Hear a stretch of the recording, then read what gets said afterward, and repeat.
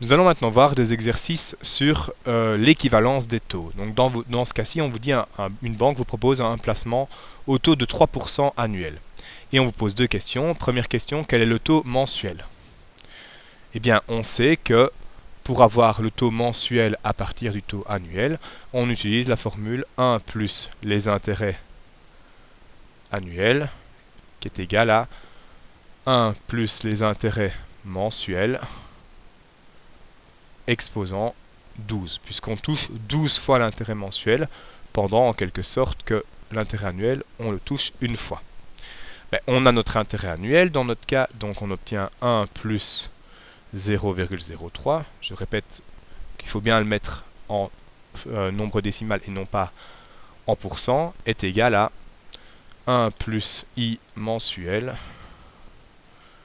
exposant 12. Et donc, si je veux mon i mensuel, je dois faire passer l'exposant 12 de l'autre côté, enfin, pour supprimer l'exposant 12 plutôt, je fais une racine douzième de chaque côté, donc de 1,03. Il me restera 1 de l'autre côté, donc le tout moins 1, et ça, ce sera mon intérêt mensuel, qui vaut, en fait, 0,00246, c'est-à-dire 0,246%. Ça, c'était pour la première chose. La deuxième chose, on vous demande la même chose, mais pour un intérêt trimestriel.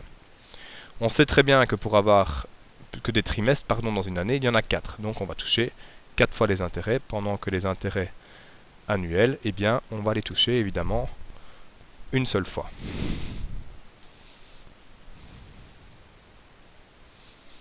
Et donc, si je remplace 1 plus les intérêts trimestriels exposant 4 est égal à 1,03, puisque 1 plus 0,03, 1,03. J'isole, je supprime plutôt l'exposant 4 en faisant la racine quatrième de chaque côté. Donc, du côté droit, j'obtiens racine quatrième de 1,03.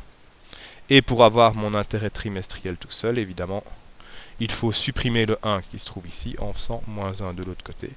Et on obtient un intérêt trimestriel de 0,00741, c'est-à-dire 0,741%.